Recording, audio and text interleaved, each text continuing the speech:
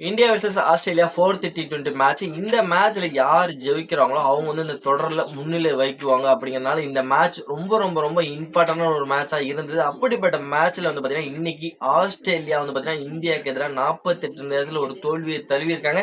இந்தியாவோட பந்து வீச்சு ஒரு மிரட்டல் பவுலிங்கா இருந்தது. குறிப்பா சொல்லணும் அப்படின்னா வாஷிங்டன் சுந்தர், சிவம் துபே, அக்சர் பட்டேல் இவங்க 3 பேரும் பாத்தீங்கன்னா ஒரு மிரட்டல் பவுலிங்கா இன்னைக்கு வந்து பெர்ஃபார்மன்ஸ் வந்து வேற லெவலா இருந்தது. அது வாஷிங்டன் சுந்தர் 3 ரன் மட்டும் கொடுத்து 3 விக்கெட் எடுத்து ஆஸ்திரேலியாவை வந்து பாத்தீங்கன்னா பொட்டலம் கட்டியிருக்காரு. இன்னைக்கு ஒரு அருமையான ஒரு மேட்சா இருந்தது. நல்ல ஒரு கான்டெஸ்டா இருந்தது இன்னைக்கு மேட்சை பொறுத்த வரைக்கும். ஓகே, இந்த மேட்சை பத்தி ஃபுல்லா டீட்டெயிலா நம்ம வந்து பார்த்தலாம். அதற்கு முன்னாடி இப்பதான் நீங்க வந்து ஃபர்ஸ்ட் டைம் நம்ம சேனலுக்கு வரீங்கன்னா மறக்காம நம்ம சேனலை சப்ஸ்கிரைப் பண்ணிக்க. பக்கத்துல பெல் ஐக்கான் இருக்கும், அதையும் கிளிக் பண்ணிங்க. அப்பதான் நம்ம போடக்கூடிய வீடியோஸ் எல்லாமே பாத்தீங்கன்னா உங்களுக்கு வந்து நோட்டிபிகேஷன் வாங்க. தெளிவா வீடியோல பார்த்தலாம் நண்பர்களே. இந்தியா வர்சஸ் ஆஸ்திரேலியா இன்னைக்கு வந்து பாத்தீங்கன்னா 4வது T20 மேட்ச். ஆல்மோஸ்ட் வந்து பாத்தீங்கன்னா இந்தியா பிளஸ் ஆஸ்திரேலியா 1-1 அப்படின்ட்டு சமநிலையில இருந்தோம். இந்த மேட்ச் வந்து தொடர் வந்து யார் முன்னிலை வைக்க போறாங்க அப்படின்னா ஒரு இம்பார்ட்டன்டான ஒரு மேட்ச்.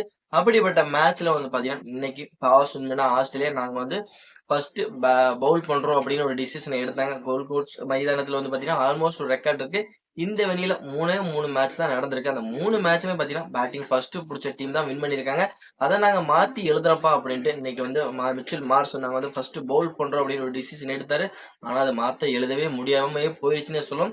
ஏன்னா இன்னைக்கு வந்து பாத்தீங்கன்னா இந்தியாவோட பேட்டிங் சூப்பரா இருந்தது. அபிஷேக் சர்மாவுக்கு முதல் ஓவரே பாத்தீங்கன்னா ஒரு கேட்ச் வந்து டிராப் பண்ணுவாங்க. அதுக்கப்புறம் அபிஷேக் சர்மா அதை நல்லா பயன்படுத்தி நல்ல ஒரு இன்டென்ட்டோட வந்து பாத்தீங்கன்னா ஆடுவாரு. பிளஸ் சூப்பரா இருந்தது. அபிஷேக் சர்மா சுபன் கில்லோட ஓப்பனிங் பேர் சூப்பரா இருந்தது. அதுக்கப்புறம் வந்து சிபம் துபே அவர் ஒரு இன்டென்ட்டோட ஆரம்பிச்சா இன்னைக்கு ஒன் டே ஒன்னா இறக்குனாங்க. சிபம் துபே ஒரு டிஃப்ரெண்ட் மூவா இருந்தது நம்மளோட கௌதம் கம்பீர்ட்ட இருந்து. அதை நல்லா யூட்டிலைஸ் பண்ணி பயன்படுத்துறாருன்னு சொல்லும். சிபம் துபே பொறுத்த வரைக்கும் ஒரு பெரிய லெவலில் ஸ்கோர் கொண்டு போகட்டும், ஒரு ஒன் டவுன் பொசிஷன்ல இறங்கி அதற்கான ஒரு பணியை சிறப்பாகவே செஞ்சாருன்னு சொல்லுவேன் சிபம் துபே பொறுத்த வரைக்கும். அதுக்கு சூரியகுமார் யாரோ அப்படின்ட்டு பேட்டிங் இந்தியாவோட பேட்டிங் அவங்கவுங்க வந்து ஆளாளுக்கு ஒரு 20 ரன் அப்படின்ட்டு அடிச்சு ஸ்கோர் வந்து பார்த்தீங்கன்னா ஒரு டீசெண்டான ஸ்கோரை போட்டாங்க. இந்தியா 20 ஓவர் முடிவில் 167 அப்படிங்கிற ஒரு ஸ்கோரை போட்டாங்க 7 விக்கெட் இழப்பிற்கு. ஓகே, 168 ரன் அடிச்சா அந்த வெற்றிப்பா. இந்த சீரீஸை வந்து நாங்கள் முன்னிலை வைக்க போறோம். இந்த வெனியூல இதுக்கு மேலே ஃபர்ஸ்ட் பேட்டிங் தான் ஜெயிச்சுட்டு இருந்தாங்க 3 மேட்ச்ல. இந்த மேட்சை நாங்கள் வந்து சேஸ் பண்ணி ஜெயிச்சு ஒரு ரெக்கார்டை வந்து பதிவு பண்ண போறோம் அப்படின்ட்டு மிச்சல் மார்ஸ் தலைமை அணி இறங்க ஆரம்பிச்சாங்க. அதே மாதிரி தான் வந்து பார்த்தீங்கன்னா Mitchell Marsh and Matthew Short 2 பேரும் பார்த்தீங்கன்னா ஒரு சூப்பரான ஒரு அடித்தளத்தை அமைச்சாங்க. நல்லா போயிட்டு இருந்தது. 4 ஓவருக்குலாம் பார்த்தீங்கன்னா 37 ரன் சூப்பரா இருந்தது இவங்களோட ஓப்பனிங் பார்ட்னர்ஷிப். அதை வந்து பார்த்தீங்கன்னா முதல்ல வந்து பார்த்தீங்கன்னா பிரிச்சதுக்கு அப்புறம் மேத்யூ ஷாட்டோட விக்கெட் போனதுக்கு அப்புறம் அப்படியே ஆஸ்திரேலியாவோட விக்கெட் அப்படியே சீட்டு கட்டு மாதிரி சரம் மாதிரி வந்து விழ ஆரம்பிச்சது. ஒரு கட்டத்துல வந்து பாத்தீங்கன்னா யாருமே பாத்தீங்கன்னா ஒரு பெரிய அளவில் இன்ஃபேக்ட் இங்க கிரியேட் பண்ணவே முடியல ஆஸ்திரேலியாவில. அதாவது குறிப்பா சொல்லணும் அப்படின்னா இந்தியாவோட ஸ்பின்னர்களோட பவுலிங்கை தாக்கு பிடிக்க முடியாம ஆஸ்திரேலியாவோட விக்கெட் அப்படியே சீட்டு கட்டு மாதிரி விழ ஆரம்பிச்சது. 119 ரன்னுக்குலாம் பாத்தீங்கன்னா அனைத்து விக்கெட்டையும் இழந்தாங்க. வெறும் 18 ஓவர்லயே பாத்தீங்கன்னா இந்தியா வந்து ஆஸ்திரேலியா பொட்டலம் கட்டினாங்க. அது குறிப்பா சொல்லணும் வாஷிங்டன் சுந்தர் 1.2 ஒரு ஓவர் 2 பால் தான் பவுல் பண்ணியிருந்தாரு. 3 ரன் கொடுத்து 3 விக்கெட் எடுத்து ஒரு சும்மா அட்டாக்கிங் பவுலிங், அதாவது 17வது ஓவர் தான் இவருக்கு வந்து பவுலிங் ஆப்ஷனே கொடுத்தாங்க. அந்த ஓவர்லயே பார்த்தீங்கன்னா 2 விக்கெட் பிளஸ் அதுக்கப்புறம் கடைசியா போட்ட ஓவர்ல ஒரு விக்கெட் போட்டு 3 விக்கெட் 3 ரன் கொடுத்து சூப்பரா இருந்தது ஒரு பவுலிங் பர்ஃபார்மன்ஸ்.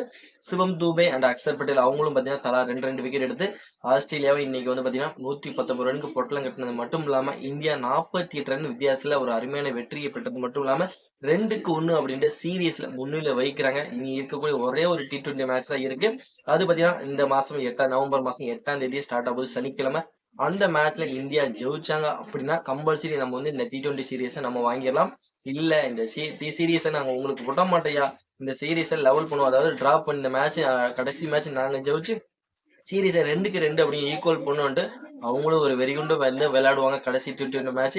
ஓகே ஃப்ரெண்ட்ஸ், இந்த மேட்ச்ல இந்தியா ஒரு அருமையான வெற்றி பெற்று சீரீஸ்ல முன்னிலை வைக்கிறாங்க. பிளஸ் கடைசி மேட்ச்ல இந்தியா ஜெயிப்பாங்களா இல்ல ஆஸ்திரேலியா ஜெயிச்சு இந்த சீரீஸை ஈக்குவல் பண்ணுவாங்களா அப்படிங்கிறது நம்மளோட கமெண்ட் செக்ஷன்ல கமெண்ட் பண்ணிட்டு மறக்காம இந்த வீடியோக்கு ஒரு லைக் பண்ணி நம்ம சேனலை சப்ஸ்கிரைப் பண்ணிட்டு பக்கத்துல பெல் ஐக்கன் கிளிக் பண்ணீங்கன்னா நம்ம சேனலுக்கு ரொம்ப ரொம்ப யூஸ்ஃபுல்லா இருக்கும்.